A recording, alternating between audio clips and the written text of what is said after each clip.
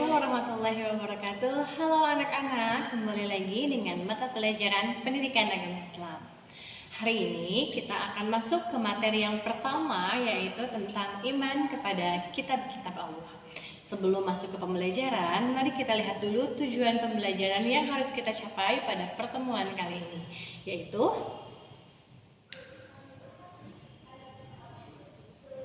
jadi itulah tujuan pembelajaran kita yang harus kita pahami dan harus kita capai pada pertemuan kali ini.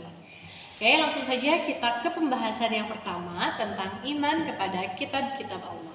Sebelumnya, apa sih yang dimaksud dengan iman? Mungkin kalian semua sudah belajar ya tentang iman dari waktu SD ataupun kelas 7 kemarin. Jadi iman itu secara bahasa artinya percaya. Rukun iman berjumlah berapa anak-anak? Berjumlah 6. Yang pertama, iman kepada Allah. Yang kedua, iman kepada malaikat. Yang ketiga, iman kepada kitab. Yang keempat, iman kepada rasul. Yang kelima, iman kepada hari akhir. Dan yang keenam, iman kepada qadar dan qadar. Nah, yang akan kita bahas hari ini yaitu rukun iman yang ketiga, iman kepada kitab-kitab Allah. Nah, iman kepada kitab-kitab Allah artinya kita harus percaya dengan sepenuh hati bahwa Allah telah menurunkan kitab-kitab kepada utusan-utusannya.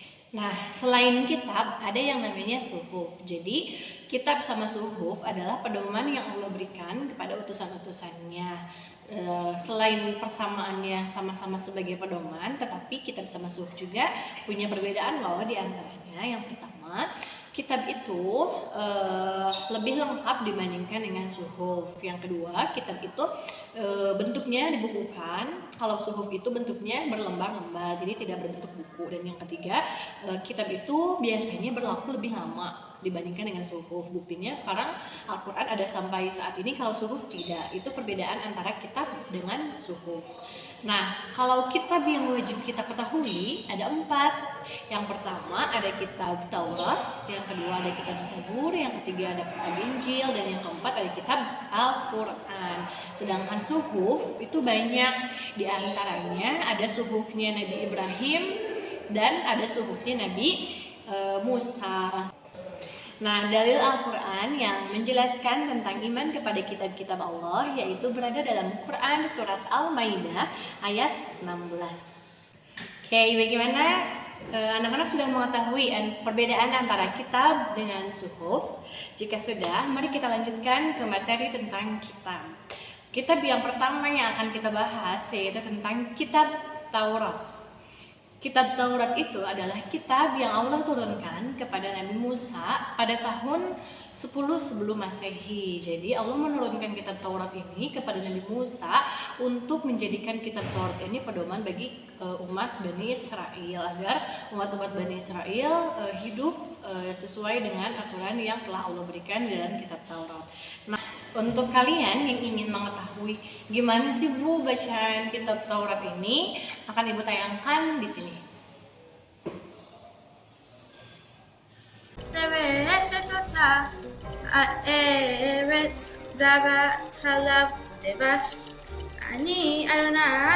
Kedua yaitu kitab Zabur. Kitab Zabur diturunkan oleh Allah kepada Nabi Daud pada tahun 12 sebelum Masehi. Jadi bertepatan dengan 2 tahun setelah kitab Taurat diturunkan. Kitab Zabur ini diturunkan oleh Allah kepada Nabi Daud untuk menjadikan pedoman untuk kaum Bani Israel. Nah, kalian ingin tahu kan bagaimana isi dari bacaan kitab Zabur? Ini adalah contoh bacaan dari kitab Zabur. Morsir Leom Hasyabat.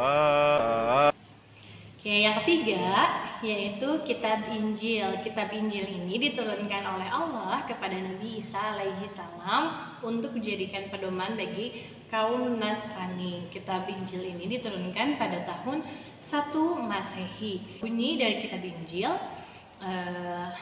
kita lihat setelah ini. Banyak orang tertegun melihat dia.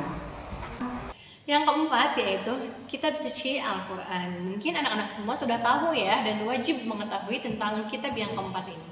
Jadi kitab Al-Quran itu adalah kitab yang diturunkan oleh Allah kepada Nabi Muhammad SAW untuk dijadikan pedoman bagi kaum umat muslim. Kitab Al-Quran ini diturunkan oleh Allah sebagai kitab terakhir. Jadi setelah kitab ini tidak akan ada kitab-kitab yang lainnya. Dan fungsi dari Al-Quran ini adalah sebagai penyempurna dari kitab-kitab yang sebelumnya. Nah, isi ajaran yang ada di kitab Al-Quran jika dirangkum itu ada 5. Yang pertama tentang akidah, yang kedua akhlak, yang ketiga malah, yang keempat aqid, dan yang kelima adalah tentang akhlak. Nah, baik, berikut ini adalah contoh dari pembacaan ayat suci Al-Quran. إذا السماء انشقت. Alhamdulillahirrabbilalamin, pembelajaran hari ini telah usai. Terima kasih untuk anak-anakku yang sudah mendengarkan materi yang telah Ibu sampaikan. Semoga bisa dipahami ya.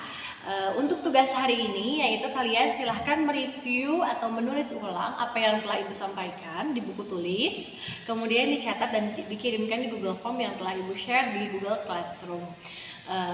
Terima kasih anak-anakku, salam sehat. Kita jumpa lagi di minggu yang akan datang. Assalamualaikum warahmatullahi wabarakatuh.